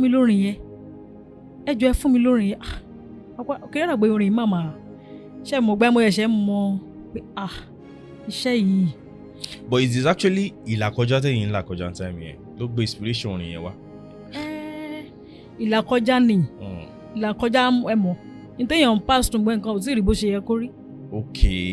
so ìgbà tí mo wà ní school yẹn mo wo àwọn nǹkan tí mo pass through mo máa lọ tí n bá fẹ́ wá sílé pé mo fẹ́ wá ṣe mọ̀ pé student téèyàn bá ti oúnjẹ bá ti tán àbẹ́fẹ́ ṣe ilé ẹ̀fẹ́ ṣe tọ̀hún so kì í ṣe pé mò ń lọlé lọ bá àwọn parents mi pé tó mọ̀ pé mi kò ìjọ kan tẹ̀wá tí mo bínú lọ pé kí ló dé mo máa tọ́jú bọ ẹ̀mọ̀ bí yẹn ṣe àwọn dádì fellowship àwọn pé dádì mo ti ń padà sí school ẹni tó fún mi ga rice àgọ́ kóńgò kan like tẹ bá fẹ́ lọ school.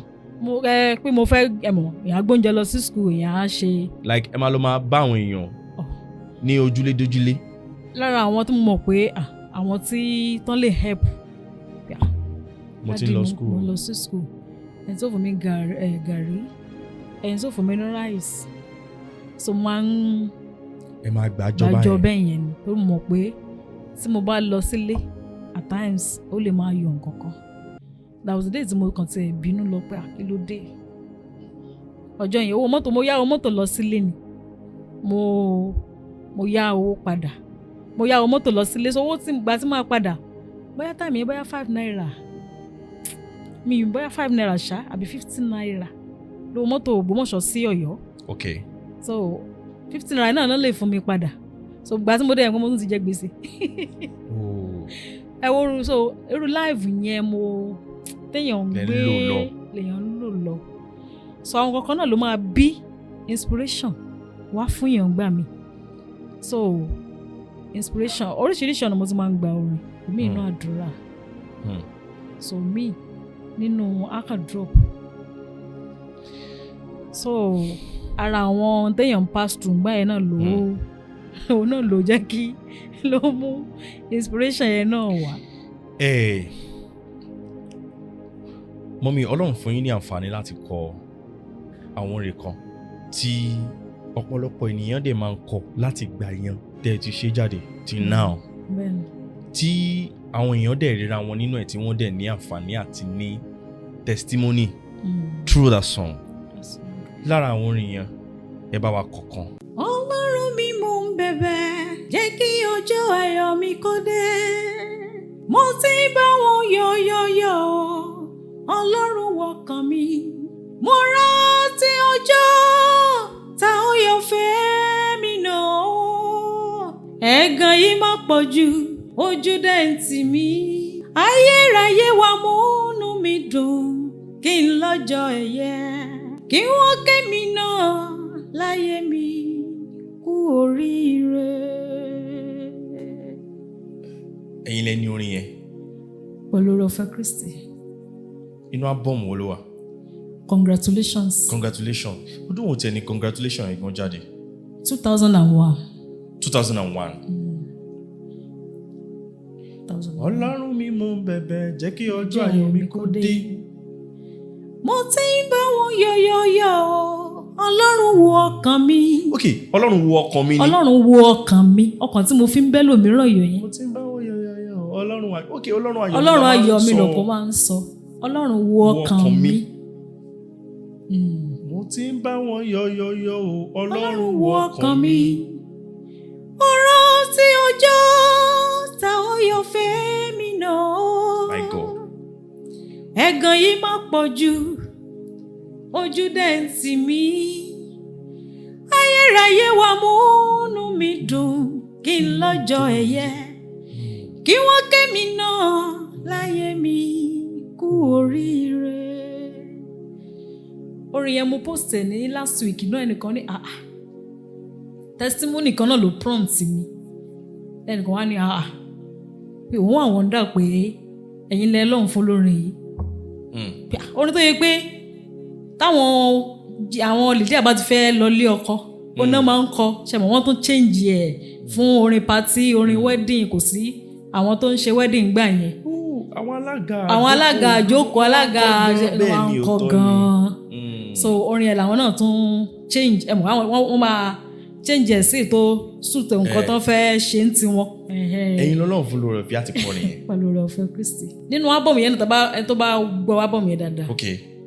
Wọ́n ò torí mi rajà lọ́wọ́ bàbá onípòsí. Mo dúpẹ́ mo fìyìn f'Olúwa. Ẹ lè nìyẹn náà. Pẹ̀lú oore ọ̀fẹ́ Kristi. Nínú ábọ̀mù congratulations náà ló wà. Lẹ́yìn yẹn o ní Ọlọ́run mi mo ń bẹ̀bẹ̀ jẹ́ kí ọjọ́ òun ló tẹ̀lé. Okay. Wọ́n ò torí mi rajà lọ́wọ́ bàbá onípòsí. Mo dúpẹ́ mo fìyìn f'Olúwa. Nígbà táyé ló ti tán Ọlọ́run sọ wípé ó kú. So bú yẹn ṣe lọ nìyẹn. Ẹ̀kọ́. Nígbà táyé ló parí Ọlọ́run sọ wípé kò ì parí rárá. Èrò ọ̀tá ni wípé bí ká ti gbé mi pa. Wọ́n relé onífá ilé adáhùn ṣe nítorí ọ̀rọ̀ mi lè fi ń sáré kiri. Ẹ ò mọ̀ wípé mo ní bàbá kan Jésù alágbára ni. Kò jẹ́ káyé ó pa mí nígbà ìyà ó ṣé mo dúpẹ́. Wọn ò torí mi rajà lọ́wọ́ bàbá onípòsí o. Mo dúpẹ́ mo fìyìn f'Olúwa. Ọlọ́run mi mo ń bẹ̀bẹ̀ jẹ́ kí ọjọ́ ayọ̀ mi kó dé. My God. Mo ti ń bá wọn yọ̀yọ̀yọ̀ Ọlọ́run wo ọkàn mi. Mo rántí ọjọ́ táyọ̀ fẹ́ mi náà. Ẹ̀gàn yìí máa pọ̀ jù. Ojú dẹ̀ ń tì mí. Ayérayé wa múnú mi dùn kí n lọ́jọ́ ẹ̀yẹ. Kí wọ́n ké mi náà láyé mi kú oríire. Ẹ mọ̀ wọ́rọ̀ ni mo fi kọ́ mú ẹ wọ́rọ̀ bí sìn. Àgbègbè mo ti wá ti pẹ́ Olúwa ṣíjú àánú wò mí o. Ẹni tó lójú tìyà ojú máa ń tì mí. Àwọn ẹlẹgbẹ́ mi gbogbo wọ́n ti débi gíga. Wọ́n ti lówó, wọ́n ti bímọ, wọ́n ń fi mí ṣoge. Ẹ̀gàn yìí máa pọ̀ lára mi, Ọlọ́run gbà mí o. Kàn tí ẹ̀kẹ́ mi náà láyé mi kú oríire. Ọlọ́run mi mo ń bẹ̀bẹ̀ jẹ́ kí ọjọ́ ayọ̀ mi kó dé. Mo ti ń bá wọn yọ̀yọ̀yọ̀ Ọlọ́run wo ọkàn mi. Mo rántí ọjọ́ táwọn yọ fẹ́ mi náà. Ẹ̀gàn yìí máa pọ̀ jù, ojú dẹ̀ ń tì mí. Ayérayé wa múnú mi dùn kí n lọ́jọ́ ẹ̀yẹ. Kí wọ́n ké mi náà láyé mi kú oríire. My God. A lot of people ló ti ní testimony through this song. Bẹ́ẹ̀ni.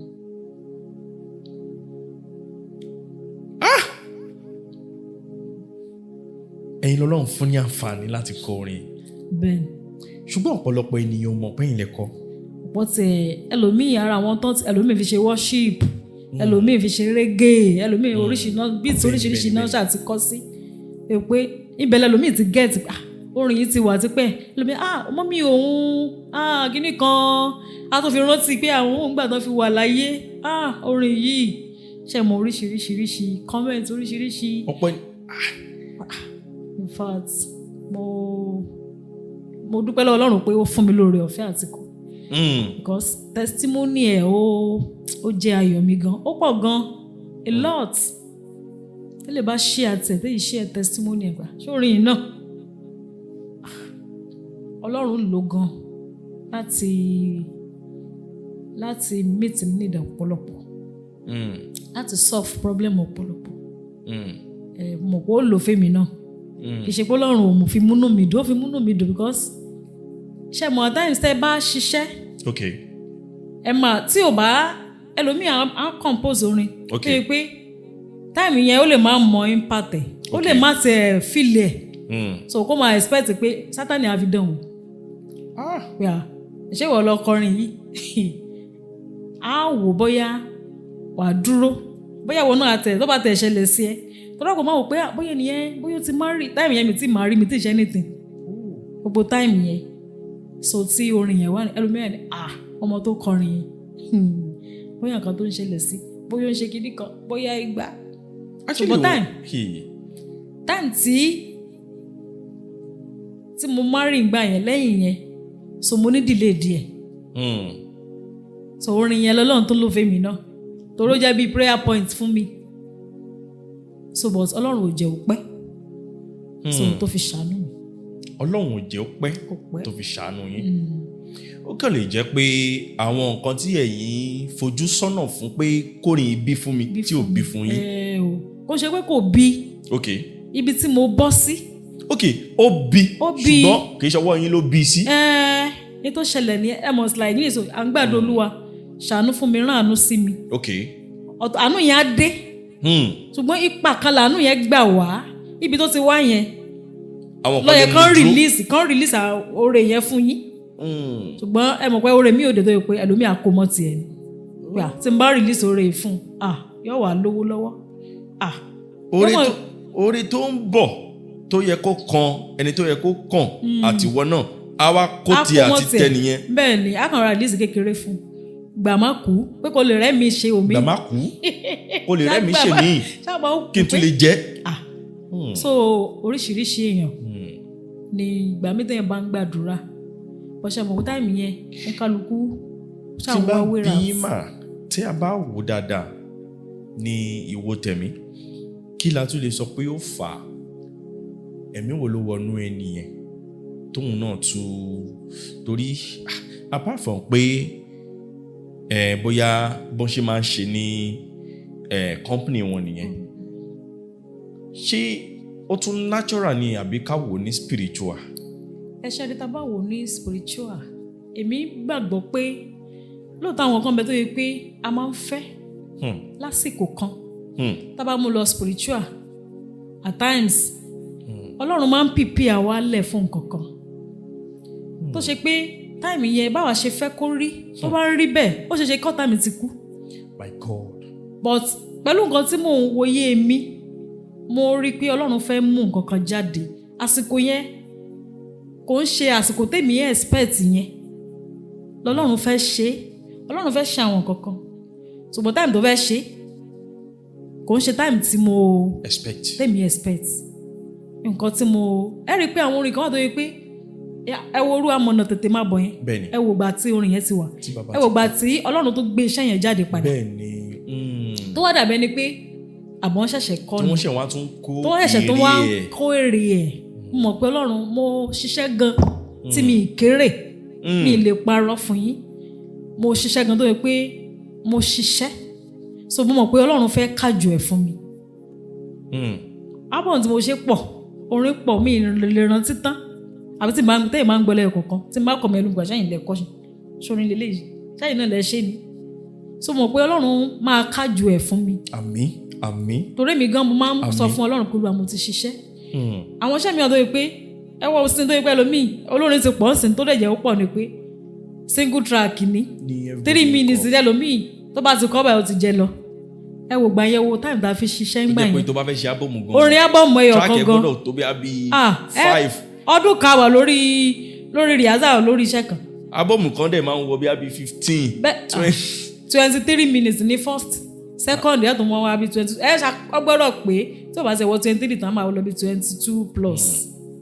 ẹ wá wọ ẹ wá jókòó ṣe rìhásà rẹ ẹ ṣe ẹ tún release album. All glory be to God. Adúpẹ́ lọ́wọ́ Ọlọ́run. Ẹ máa kó èrè ṣe rere. Àmín Jésù. Àmín Jésù. Lágbára Ọlọ́run. Iṣẹ́ tẹ́ ti ṣe lẹ̀ ẹ máa jẹ èrè ẹ̀. Àmín Jésù Kristi. Ẹ máa jẹ èrè ẹ̀. Lágbára Ọlọ́run. Àmín Jésù. Lágbára ohun gbogbo náà ló nídìí o. Bẹ́ẹ̀ni. Ohun gbogbo ló nítorí. Ọlọ́run máa ń fàyè gba àwọn kankan torí pé ó sì níbi tó ń mú yàn lọ. So but àti wá fi sùúrù dúró dé yẹn sùúrù yẹn òun kan ní pọ̀ mo dúpẹ́ pé Ọlọ́run fún mi lórí ọ̀fẹ́ oríṣiríṣi ìlà kọjá. ọ̀pọ̀lọpọ̀ bẹ̀rẹ̀ ńgbà yẹn tó ti kú o. bẹ́ẹ̀ni ẹlòmíì bẹ̀rẹ̀ láfítà èèyàn gan àwọn fi yàn wọ́n èmi tó tẹ̀sí pé wọ́n sọ fáwọn èèyàn pé nígbà tó ń ṣàwọ̀ ọmọ ẹni tó kọrin ìdá wọ́n fẹ́ invite ẹ̀wọ̀n ẹni tó ń bo ló wà gan. àwọn ẹlòmíì to give up pé. ẹlòmíì ni kódà pé wọ́n ló ti kú believe ẹlòmíì ni pé àwọn ṣe bó ti kú àwọn ṣe bó ti kú èmi ò kú o. Yes. mo ṣe ń fọhùn mo wà láàyè mo wà láàyè oríṣiríṣi kọ́mẹ́ǹtì pé sister mi where are you gan kí ló ń ṣẹlẹ̀ gan kí ló ń bo èyàn mélòó fẹ́ sọ story fún. èyàn mélòó lè fẹ́ máa sọ fún. èyàn mélòó so tẹ bá ń sọ story mi ẹlòmíà wò pé yín gan lè promote ara yín ibi tí iṣẹ́ dé dúró ń sìn láti promote iṣẹ́ owó ni. bẹ́ẹ̀ ni because èyàn tún nídìí olùrànlọ́wọ́. èyàn nídìí salomia aisha yẹn á nídìí ẹ lóòótọ́ wọ́n request fún tí mo máa sọ fún ọ ni pé i'm working towards it pé màá pé fẹ́rí sùn pé olùrànlọ́wọ́ á dìde fún yín láìpẹ́ olùrànlọ́wọ́ á dìde fún yín tá jẹ́ kí àwọn nǹkan tẹ́ ti ń fi ìnira ṣe tẹ́ máa ṣe nírọ̀rùn àwọn nǹkan tẹ́ ti ń fi ìnira ṣe ẹ máa bẹ̀rẹ̀ sí ní ṣe nírọ̀rùn àwọn orin yín pọ̀ o ẹ jẹ́ ká tún kọ bí mélòó kan tẹ́ rántí. orin kan wà táwọn èèyàn máa ń béèrè. okay. mo yege mo ti yege nínú Jésù bàbọ̀run máa ṣe ẹ mọ̀ yẹn. mo wá dúpẹ́ oore àná mo wá dúpẹ́ oore òní mo wá dúpẹ́ oore ọjọ́ gbogbo ṣe bẹ́yìn lẹ ṣe yẹn ẹ tún lè ṣe yìí ẹ tún lè ṣe ojú bẹ́ẹ̀ lọ. mo yege mo ti yege nínú Jésù. So orin pọ̀ lọ lóríṣiríṣi Ọlọ́run tó ń dábí ẹdun tó ń rọ bí òwe àgbàlá rẹ̀ kìkì yìí ni ọlá lọ́wọ́ lẹ́ṣọ́ ògo lẹ́ṣọ́ ìlẹ̀kẹ̀ ìgbì lógún lẹ́ṣin Ọlọ́run ìyanu kò wù mí káyé mi ó wà lójú kan o kò wù mí káyé mi ó wà lójú kan o ẹ̀mí mímọ́ mú mi kúrò lójú kan ìyà mo fẹ́ tayọ. Orí òkè Ọlọ́run kọ́lé ni mo wà lọ́jọ́ yẹn so Ọlọ́run fún mi lórí ọ̀fẹ́ orin yẹn ṣe mọ̀ orin lẹ́yìn ọba ètò ìgbégbèsè àbí ṣiṣẹ́ lé lórí orin máa ń fò gbà bí máa ń fò gan tẹ́kàn gbọ́n bí ẹ̀kàn pa bóyá ẹ lọ revival kàbẹ́ lórí òkè kan lẹ́ẹ̀kan jù lẹ́ẹ̀mbẹ́. òkè tẹ́kàn kọ́ ń bẹ́ẹ̀ òkè. sẹ́kàn torí pé orin yìí ọmọ ti lọ fà kọjá béèyàn gan ṣe lérò but àdúpẹ́ lọ́wọ́ Ọlọ́run. ẹ jọ̀ọ́ ẹ bá mi tún orin yẹn kọ. kò wù mí káyé mi ó wà lójú kan o. wá sọ ti yẹ. kò wù mí káyé mi ó wà lójú kan o. ẹ̀mí mímọ́ mú mi kúrò lójú kan ìyà mo fẹ́ tayọ. ayé ojú kan kì í ní ìtẹ̀síwájú. ayé ojú kan ó dàbí ọmọ tí a bí kò rákòrò kò dìde kò rìn kò sáré ó ṣà ń fìdíwọ́ lójú kan náà ni ọdún gorí ọdún ìbànújẹ́ ni fún òbí Olúwa ẹ̀mí mímọ́ mú mi kúrò lójú kan ìyà mo fẹ́ tayọ kò wù mí káyé mi ó wà lójú kan o kò wù mí káyé ayé mi ó wà lójú kan o ẹ̀mí mímọ́ mú mi kúrò lójú kan ìyà mo fẹ́ tayọ. Àwọn single track náà pọ̀ tí mo ṣe lọ́wọ́ mo ti ṣe ìpè orí òkè yìí ó bá mi gbé ògo mi tó wà lọ́wọ́ rẹ bá mi gbé ìpè orí òkè yìí ó bá mi gbé ire mi tó wà lọ́wọ́ rẹ bá mi gbé. Àwọn orin yẹn náà ṣe mọ̀ mi tẹ gbogbo àwọn orin bẹ́ẹ̀ mi kò bí ara sí. ẹ̀yin kàn ṣe nìyẹn. èmi kàn ṣe ọjọ́ yẹn mi tẹ̀ tí ì ṣe sí mi ìwọ studio gan mo kàn mo bá gbọ́ táwọn kan ń kọ́ lẹ́gbẹ̀ẹ́ mi pé orin yìí orí òkè mo ti gbọ́ ẹnìkan ló kọ kí ní ìgbìmọ̀ lórin wo ẹ gbà mí so lóríṣiríṣi bẹ́ẹ̀ but ó dáa kò sí nǹkan tó rọ̀ǹgì bẹ́ẹ̀ ẹlòmíì kọrin but ẹlòmíì akọrin á ṣẹ̀mọ́ ṣàtọ̀ ẹ kó credit ẹni tó lórin a máa sọ́ngbà pé òun lọ́lọ́run fún ní kí nìyẹn bó ṣe wà yẹn ọ̀pọ̀lọpọ̀ ẹlòmíì ló máa ń gbọ́ orin níbì kan tó máa lọ kọ́ ó máa kọ́ àwọn èèyàn máa wá fún ní orin yìí pé orin yìí dáa ẹ̀yin lẹ kọ́ kíní kan ìgbà kan but tí ẹni tó kọrin yẹn tí ò bá mọ ẹni tó torí ọ̀pọ̀ mi wà tó jẹ́ pé artist mi tó máa ń kọrin òun náà kàn gbọ́ ni kò mẹ́ni tó ní orin yẹn gangan so kò ní opportunity láti lọ wá ẹni tó ní orin so nǹkan tó yẹ kẹ́ni yẹn ṣe kò yẹ kí ẹni yẹn claim pé òun lòun ní. àwọn orin kan wà tó yẹ pé mo ti lọ kọrin rí tán pé orin báyìí mo dà èmi kan mo kọ o ẹni tó kọ ni ẹ mọ̀ irú orin kan wà tó wá bá láàánú mi ẹ ṣe ọjọ́ yẹn èmi kan mo kọ ṣe ń fẹ́fọ̀ ló kọ. ṣe ń fẹ́fọ̀. bẹ́ẹ̀ni. bàbá aláàánú mi ẹ ṣe ọjọ́ níbo ni mọ́mí ẹ wà. nígbà tí àwọn náà wà ń bàdàn ẹ wo iléeṣẹ́ kan náà lájọ wà gbọ́ yẹn. so ìgbà tí ayé rò pé ó ti tán tí kò sára bá rò kan mú mi àwọn àwọn kan tó tún mú orin tó yẹ pé wọ́n ṣe é pé ṣe bí so gbogbo àwọn iṣẹ́ tó yẹ pé gbà yẹn àdàdà. wow ó tún láwọn orin yín kan ẹ̀mí mọ́ràn wa létí. ṣé tí mo kọ èmi náà fẹ́ ṣe rere o àwọn ẹgbẹ́ mi ṣe ń rere àwọn tí a jọ bẹ̀rẹ̀. ẹ kọ́kọ́ gògògògò láti bẹ̀rẹ̀ báwo ló ṣe bẹ̀rẹ̀. èmi náà fẹ́ ṣe ń rere o àwọn ẹgbẹ́ mi ṣe ń rere àwọn tí a jọ bẹ̀rẹ̀ wọ́n ti sún síwájú àkókò mi máa rè o èmi náà fẹ́ ṣe ń rere. mami ẹ̀yin ẹni. bórin yẹn ṣe lọ nìyẹn but ìgbà tí ẹ mọ̀ pé tó ní wá ti pẹ́ ńlẹ̀ ẹni gba táìmì yẹn kò tí ì sòrúkọ much. okay. so ẹlòmíì tó ń he ló kọ gbogbo ẹgbẹ́ mi ṣe ń rere èmi náà fẹ́ ṣe ń rere gbogbo ẹgbẹ́ mi jẹun ẹ̀mọ́ nǹkan olùkọ́ ṣàmùlà yìí sí so bọ̀ bórin yẹn ṣe lọ gangan so first bí album yẹn bàbá ọlọ́pẹ́ inú album bàbá ọlọ́pẹ́ ló wà ẹ tún kọ èmi náà fẹ́ ṣe ń rere o àwọn ẹgbẹ́ mi ṣe ń rere àwọn tí a jọ bẹ̀rẹ̀ wọ́n ti sún síwájú àkókò mi máa rè o èmi náà fẹ́ ṣe ń rere so borin yẹn ṣe. ṣáàkì wo ló tún wà nínú bàbá ọlọ́pẹ́ yẹn. nínú bàbá ọlọ́pẹ́ ó kọ arámọ́ ní bàbá kan ò jàre bàbá ọlọ́pẹ́ so náà láti yọ táìtù yẹn orin pọ̀ bọ̀ mi ìrántí gbogbo ẹ̀. ṣé àwọn orin yín wà ní àwọn kọ̀ọ̀kan wà ní digital platform nsìn. ó wà ní Audiomack.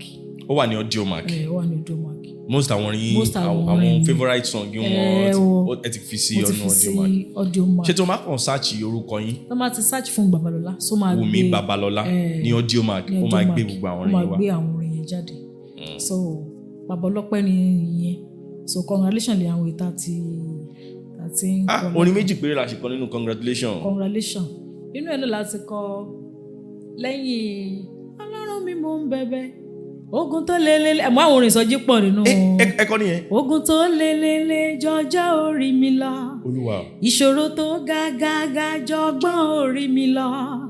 Jésù olùgbàlà bá mi gbẹ̀sẹ̀ lé. Ogun tó le kókó jọgbọ́n orí mi lọ. Ìṣòro tó ga ẹ̀mọ̀ fọ́kà tó ga bí òkè yí mi ká. Jésù olùgbàlà bá mi gbẹ̀sẹ̀ lé. Èmi personally. Ogun tó lè jọjọ́ orí mi. Torí oh my God èmi personally mo ta késẹ̀tì yẹn o. torí iṣẹ́ tí popsi mi ṣe nìyẹn. Àwọn máa ń ta t-shirt mo kiri ẹ̀ mo tà á gan nǹkan tó yẹ kí n máa píkì bẹ́ẹ̀ ṣe ń. ara ò gbọ́dọ̀ ni mí ẹ ṣe o èmi ò gbọ́dọ̀ rí nira ìran ọ̀gẹ̀dẹ̀ sunkún àti dẹ̀ ara ò gbọ́dọ̀ ni mí olúwa ara kì í ní lékelèké kó tó fò lójú ọ̀run ara kì í ní ẹja ibú kó tó wẹ̀ nínú odò ara dákun màmá ni mí o lórí ògo mi ara ò gbọ́dọ̀ ni mí olúwa ó ṣe ọjà yóò gborúkọ rẹ lẹ́nu mi olúwa ó ṣe ọjà yóò sọ mí dídàkudà olúwa ó ṣe ọjà yóò gbà láfíà mi lọ olúwa ó ṣe ọjà yóò gborúkọ rẹ lẹ́nu mi olúwa ó ṣe ọjà yóò sọ mí dídàkudà olúwa ó ṣe ọjà yóò gbà láfíà mi lọ mo dúpẹ́ mo fi bóyá tó tẹ̀léra wọn nìyẹn olúwa wọn ò torí mi rajà lọ́wọ́ bàbá onípòsí mo dúpẹ́ mo fìyìn f'Olúwa ọlọ́run mi mo ń bẹ̀bẹ̀ jẹ́ kí ọjọ́ ayọ̀ mi kó dé mo ti ń bá wọn yọ̀yọ̀yọ̀ ọlọ́run wọ ọkàn mi mo rántí ọjọ́ tá ó yọ fèmí náà ẹ̀gàn yìí má pọ̀ jù ojú dẹ̀ ń tì mí ayérayé wa múnú mi dùn kí n lọ́jọ́ ẹ̀yẹ kí wọ́n kẹ́mi náà láyé mi kú ara ò gbọ́dọ̀ ní mí èmi ò gbọ́dọ̀ rí nira ìran ọ̀gẹ̀dẹ̀ sunkún àti dẹ̀ ara ò gbọ́dọ̀ tó pọ̀ lóríṣiríṣi ọlọ́run lò ó ẹnìkan pè mí lánàá pé kí n jọ pé orin yẹn kí n bá wọn sẹ́ndẹ̀ pé àwọn tó máa ń ṣe revival káàkiri ni pé iṣẹ́ yẹn pé àwọn orin tó ní inspiration pé òun làwọn máa ń lò pé àwọn ṣe album mi yẹn pé àwọn ti rí ti pẹ́ tí mo ṣe wá ń sẹ́ndẹ̀ sí wọn ẹni yẹn wà ní Benin àwọn máa ń fi ń ṣe ìsọjí káàkiri Benin so mo wá rí i pé Ọlọ́run lo àwọn iṣẹ́ yẹn lóòótọ́ bí wọ́n tiẹ̀ mọ ẹni tó kọ́ but iṣẹ́ yẹn ó máa ń jẹ́ ayọ̀ mi pé Ọlọ́run lò láti bless àwọn èèyàn so kò ní fọ́lọ́run lókè ọ. mo ṣe kọ́nà áńgẹ́lì aláàánú. áńgẹ́lì aláàánú. inú mo ti kọ́ Ọlọ́run tó ń dá bí ẹdun tó ń rọ bí òwe. nínú iṣẹ́ iná mo kọ́ áńgẹ́lì aláàánú mi bá mi pàdé. áńgẹ́lì aláàánú mi bá mi pàdé. ẹgbẹ́rẹ́ tèmi wá àsìkò ti tó bá mi pàdé. ẹ wá fi full stop sí ìyá mi bá mi pàdé. orin kan wà tí mo kọ nínú hallelujah rẹpẹtẹ. so yẹn náà mo ṣe after congratulation yẹn ó ní mo kọ ó dá mi léwúrẹ́ mo dúpẹ́ mo tọ́pẹ́ dá olúwa mo dúpẹ́ mo tọ́pẹ́ dá mo dúpẹ́ mo tọ́pẹ́ dá olúwa mo dúpẹ́ mo tọ́pẹ́ dá ó dá mi léwúrẹ́ tó ń jẹ́pọ̀ ẹ̀gẹ́ kiri ó dá mi lẹ́ranko tó ń ṣa ilẹ̀ jẹ ó dá mi lénìyàn ènìyàn àwòrán ara rẹ bàbá mo dúpẹ́ mo dúpẹ́ mo tọ́pẹ́ dá ibi tọ́rọ̀ mi kù sí tó ń pa mí lẹ́kún ibi tọ́rọ̀ mi kù sí tó ń dùn mí lọ́kàn ayérayé o kò sóhun tó lè ṣe bàbá bẹ́mi náà ṣe o kò jàyé lójú. My God. àkókò ayọ̀ mi jẹ́ kó dé o bàbá má jẹ́ ń bọ́ bá ẹ ya fídíò yẹn mo ya fídíò ṣẹ́ yẹn torí gèlè yín náà máa wò ń gbà yẹn gan. serious gèlè yẹn ó great. mọ̀mísí mi nínú boat láti yàtá tó ń ní odò kan tó wà lọ́nà ẹlẹ́yẹlé. mọ̀mísí mi play CD yẹn tó fi skip a máa fi kerosene nù ni kó lè kí a tó replay ẹ̀ adúpẹ́ olúwa ṣe o. The funniest thing ni àwọn yẹn tún máa ń rẹ̀ǹtì orin gbà yẹn ìyá alágbájá ṣe ni wọ́n á gbà àwọn náà gbọ́ ẹ fún mi náà máa dá padà lọ́la adúpẹ́ lọ́wọ́ Ọlọ́run olúwa ṣe orin pọ̀ mo rántí ẹ̀ lọ́kọ̀ọ̀kan mo rántí lọ́kọ̀ọ̀kan. mo dúpẹ́ mo tọ́pẹ́ ó dá olúwa. lẹ́yìn bẹ́ẹ̀ wọ́n fi àwọn àlùjọ kan sí tẹ́lẹ̀ ìjọ yẹn wọ́n á le kólekóle. steadily ni nígbà yẹn adúpẹ́ lọ́wọ́ Ọlọ́run pé. Ọlọ́run tí bá sọ fún yín ṣe máa nígbàgbọ́. Yes sir. Ọlọ́run nífẹ̀ẹ́ yín gan. mo mọ̀. ẹ mọ̀. bẹ́ẹ̀ni.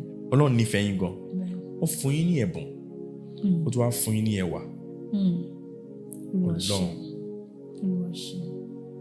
ibi tí orin yín ti dé tẹ́ ẹ imagine pé lè dé láyé ní rere ẹ débẹ̀ jù bẹ́ẹ̀ lọ. Àmín Jésù Kristi. Agbára Ọlọ́run. Àmín Jésù Ibi Kristi. tí orin yín ti dé, ìlú tí orin yín ti dé, ògo tí orin yín ti fún àwọn ènìyàn ẹ̀yin náà ó gbà ẹ débẹ̀ jù bẹ́ẹ̀ lọ. Amen. Agbára Ọlọ́run. Jésù. Iṣẹ́ kan tó wà nínú iṣẹ́ mi náà tó yẹ pé iṣẹ́ yẹn testimony tí mo gbà lórí yẹn náà ó great. Ó ní mo kọ lẹ́ẹ̀kan nínú ẹ̀. Wọ́n kàn pè mí bíi last 2 months ago mo wà nínú mọ́tò ni wọ́n bá bẹ̀rẹ̀ prayer yìí wọ́n ṣàdúrà mo pé wọ́n ní Sister Wumi, so this is you are the one. They have been searching for you, I've been looking for you since 12 years ago. 12 years ago. 12 years. Ó ní there was a particular song nínú àwọn iṣẹ́ mi. Okay. Mo ní iṣẹ́ wo ni ó ní tí mo kọ ẹ̀rí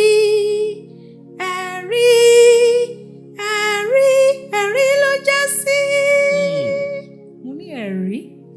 Ó ní wọ́n ní orin yẹn pé àwọn wà nínú ìṣòro.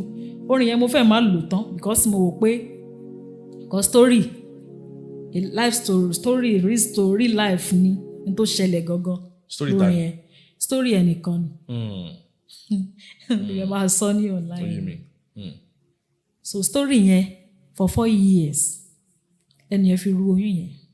My God. Ọdún 4 ó wá lè débi pé so orin yẹn ló bí àwọn èèyàn wá ń lo iṣẹ́ yẹn náà wọn bẹ ẹni tó ní. That was the year mo fi mọ̀ pé Ọlọ́run fẹ́ mú nǹkan kan jáde. Torí ọjọ́ tí mo bẹ̀rẹ̀ sí prayer mo kàn Ọlọ́run ṣí mi lójú sáwọn nǹkan kan tí mo wá rí ló jẹ́ kí n mọ̀ pé ó wà spiritual. Ọlọ́run ti break ẹ̀. Okay, the story then. Iṣẹ́ tó ń ṣẹlẹ̀ ó pé ìṣẹ̀lẹ̀ tó ṣẹlẹ̀. Ayé wọn á mọ orin. Okay. Ẹni tó ṣiṣẹ́ gan-an wọn rí. Wọn ní àǹfààní àti ẹ̀ ti bá pàdé wọn tí ẹ wọ́n kàn gbọ́ orin. Ọjọ́ tí Ọlọ́run ṣí mi lójú láti rí mo lólúwa ó gbọ́dọ̀ break covenant kí ló ń ṣẹlẹ̀. My God. Ó kàn rí pẹ́ni yẹn ó wọṣọ ẹ̀ wọ́n daṣọ bí ìgbà tí àwọn ẹlẹ́yà daṣọ borí. Wọ́n wá ń kọrin láti street kejì mo wá ń trace voice yẹn bọ̀ pé ohun mi leléyìí ohun mi ni voice mi ni but mi rí ẹni ẹgbọ́n náà tí wọ́n ń kọ́. Ta ló ń kọ́? Mo wá ń trace voice yẹn wọ́n rí pé àwọn èèyàn ń kọrin yẹn but wọn ò rẹ́ni tó ń kọ́. Bí mo ṣe rí ẹni mo rí pé aṣọ ẹ̀hà wọ́n daṣọ ẹ̀hà aṣọ nígbà tí èèyàn wọṣọ ẹ̀hà tó fi kíní cover ojú ẹ̀. So bọ́n ṣe ṣí aṣọ mi ní èmi lélẹ̀ mo wá wé mi nìyí bọ́ èmi náà tó lélẹ̀ yìí bí mo ṣe jí nìyẹn Olúwa. So bí ẹnìkan pé ayé fi mí pamọ́ wọ́n tọ́jú mi síbi kan àwọn Adégbòdù ló kọrin pé Olúwa ó yá gbé mi jáde nínú ẹ mọ̀ pé iṣẹ́ tá à ń ṣe yìí ẹni tó bá rí bí iṣẹ́ ẹran ara náà la fi máa ṣe so wọ́n lè go to any length láti dìde láti jẹ́ èèyàn bọ́dọ̀ ẹ pé Ọlọ́run ló ń tọ̀yàn tó yẹ pé Ọlọ́run ìpè ní sọ pé Olúwa ó tú àkókò so ìwà yájà yẹn pọ̀ tóní tó nǹkan ń disturb èṣù ó wà jáde so mo gbọ́ pé at times àwọn kankan ó ti mú ọwọ́ spiritual tèmi gan mọ̀ Olúwa ó yá tó àkókò yẹn ra rẹ lógo torí kò yẹ kó so máa pẹ́ tó mo bẹ́ẹ̀ change prayer mi láti gbà yẹn so mo dẹ̀ ń rí ipa ẹ̀ mo ti ń rí ipa ẹ̀ Olúwa ṣeun bí Ọlọ́run ń ṣiṣẹ́ á dẹ̀ ṣe láṣepé àmín á ṣe láṣepé àmín so orin yẹn náà ló ṣẹlẹ̀ sí orin ẹ̀rí yẹn náà àwọn yẹn ní testimony lórí iṣẹ́ yẹn ó máa yẹ wá give testimony pé Ọlọ́run lo orin yẹn fóun òun overcome situation yẹn pé òun tó wá jẹ́ bíi ẹ mọ̀ bíi prayer point fáwọn míì pé anybody tó bá ti wá fún òun ti wá cancel àwọn èèyàn anybody tó ti wá fún cancelling ó wá jẹ́ ara páàkì táwọn páàkì fún wọn pé lọ́ máa gbọ́ pé 12 years ago ní tóun ti wá ń wá mi pé òun ṣẹ̀ṣẹ̀ wá rí mi pé definitely Ọlọ́run fẹ́ mú nǹkan kan jáde ìgbà tí mo change prayer mi. Ìgbà tẹ́ change prayer. Tí mo change prayer.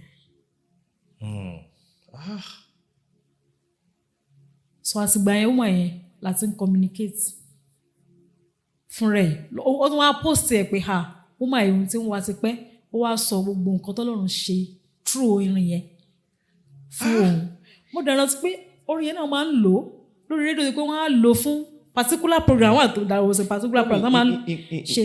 nǹkan tẹ́ ṣe ẹ̀ ń sìn yẹn nǹkan tẹ́ lè rí yẹn tẹ́ fi change the prayer so definitely like what there is a lady tagbewa sorry program he said something that if there is no revelation there is no result.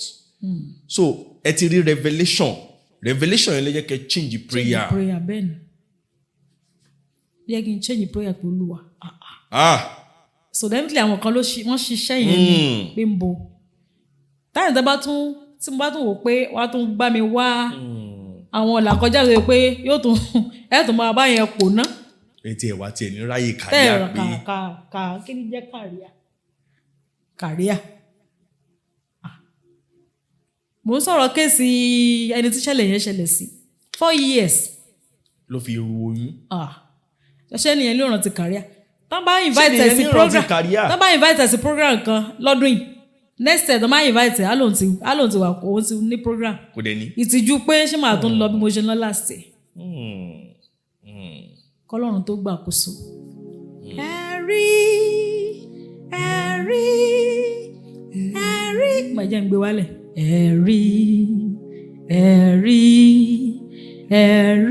ẹ̀rí ló já sí ohun táyé ló ṣòro ṣe nínú ayé ọmọ bàbá sọ ọ́ dẹ̀rí ẹ̀rí ló já sí ohun tí wọ́n ní kò ní ṣe é ṣe nínú ayé ọmọ bàbá sọ ọ́ dẹ̀rí ẹ̀rí ló já sí ẹ̀rí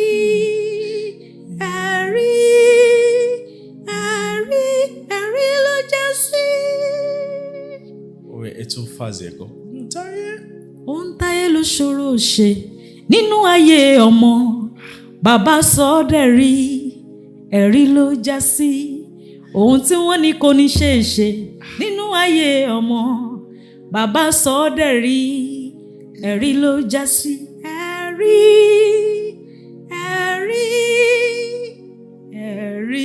ẹ̀rí ló já sí. You have a beautiful voice. Ó wá mú mi rántí ìtàn arábìnrin kan ó wà nílé ọkọ ó tó bímọ àkọ́kọ́ ojú rí lẹ́yìn ọdún 2 arábìnrin yìí tún lóyún láì mọ̀ wípé ọ̀tá tún ti parí iṣẹ́ àfìgbà tó ń ráwọn àpẹẹrẹ kan ló bá gbalé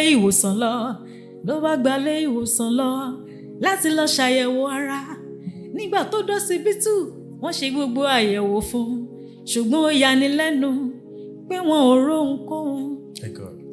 dókítà bá sọ fún un wípé madam mi ò rò póyún ni torí gbogbo àyẹ̀wò tí a ṣe a ò róhunkóhun bóyá kí ẹ lọ ya scan ká tún fi wò ó ná but I am very sure kì í ṣe oyún. arábìnrin yìí gbéra gẹ́gẹ́ bí dókítà ti sọ gbogbo scan tó ṣe wọn ò róhunkóhun from one hospital to another hospital títí dórí ẹlẹ́ẹ̀kẹjọ ní scan tó ṣe bàbá gbà wá lọ́wọ́ ayé àkàmọ́ra ooo bàbá gbà wá lọ́wọ́ ayé long story ni. Sorry, yẹn wà ní ọjọ́ máàkì. Ó wà lọ́dún máàkì. Ó ní yẹn wà lọ́dún máàkì. What's the title? Ẹ̀rí ló já sí.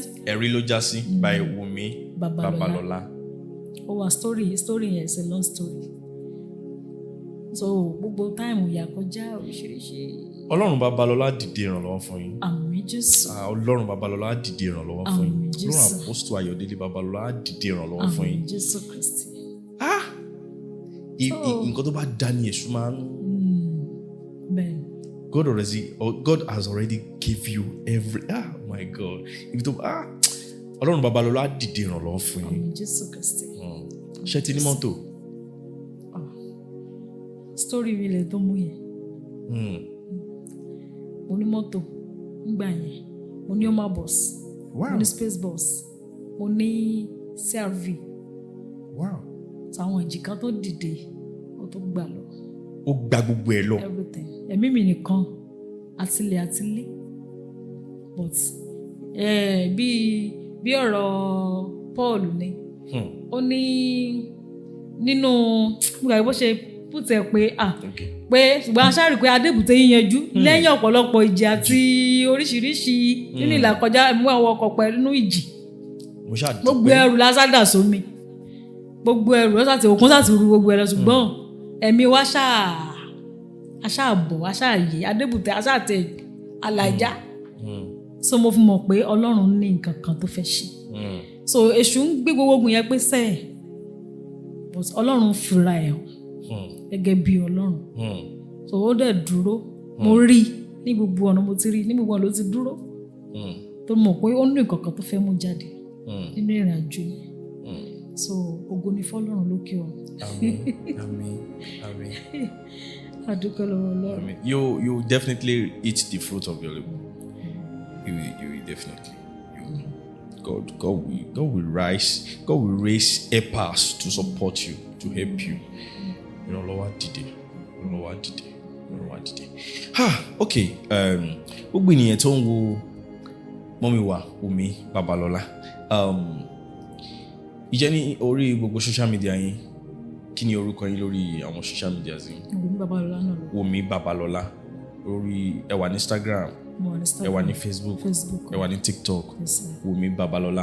Ṣé ẹ ti ní àǹfààní àti máa post àwọn bí àwọn short video, àwọn videos yín kankan náà síbẹ̀? Ti post àwọn short. Ó wà ní YouTube náà? Ó wà ní YouTube. Náà, okay. Ẹ ti ṣe any live studio recording kankan? Mo ti ṣe. Bó ti pẹ́ díẹ̀ tí mo ti ṣe last. So gbogbo yẹn náà mo fẹ́ bẹ̀rẹ̀ padà láti ṣe. Okay. Ọlọ́run á dìde ìrànlọ́wọ́ náà fún yín. Àwọn tí ó bá ń wò wá náà tí wọ́n bá ní ohunkóhun láti fi support ministry because now you really need support. Because we still want to be hearing from you. Ẹ ṣì láwọn orin tuntun tẹ́ fẹ́ fún wa náà. Ẹ ṣì lórin tuntun tẹ́ fẹ́ kọ fún Ọlọ́run á dẹ̀ túbọ̀ máa lò yín. Kànga ibi tẹ́lẹ̀ tí ń mú orin kò ní gbẹ lágbára Ọlọ́run kò ní gbẹ. A ti ń gbóhùn yín sìn, a tún máa gbóhùn yín ni. Ẹni tó bá ń wá ṣubú yín òun ni á ṣubú lágbára Ọlọ́run. So if you are led to support our beautiful mommy here, the ministry, especially the ministry, because a fẹ́ máa gbóhùn wọn. A fẹ́ kí mọ́mí ṣe àwọn videos kan náà kan lọ sí live recording, kan ṣe live studio live recording, and if God put it in your heart to support and to bless this amazing woman here, please do that. If the songs has blessed your life, and even if this interview has already blessed your life, please do well and do good to reach out. So mommy, you're going to call your phone number because people would like to call you, to hear from you, to appreciate you, to share testimony, and to bless you as well. So, ẹ pè ẹ̀rọ ìbánisọ̀rọ̀ yín fáwọn ènìyàn. A lè pè mí sórí 080 77 58 24 73. What about your WhatsApp number? Náà ni mo pè. Òun ni WhatsApp number. Ẹ pè lẹ́ẹ̀kan sí. 080 77 58 24 73. Ọ̀rọ̀ rẹ ẹ bá kọ ẹ̀rín yẹn.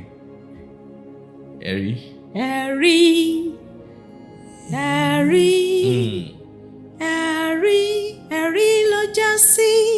Àní kí ló já sí? Ẹ̀rí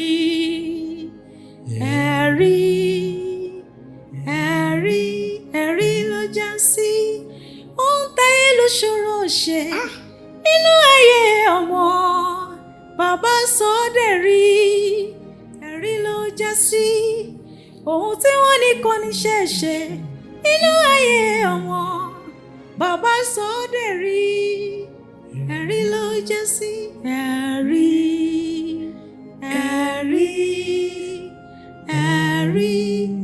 ló já sí. Ọlọ́run mi mo ń bẹ̀bẹ̀ jẹ́ kí ọjọ́ ayọ̀ mi kó dé. Mo ti bá wọn yọ̀yọ̀yọ̀ Ọlọ́run wọ ọkàn mi. Mo rántí ọjọ́ táwọn yọ fẹ́ mi náà. Ẹ̀gàn yìí máa pọ̀ jù, ojú dẹ̀ tì mí. Ayérayé wa múnú mi dùn kí n lọ́jọ́ ẹ̀yẹ.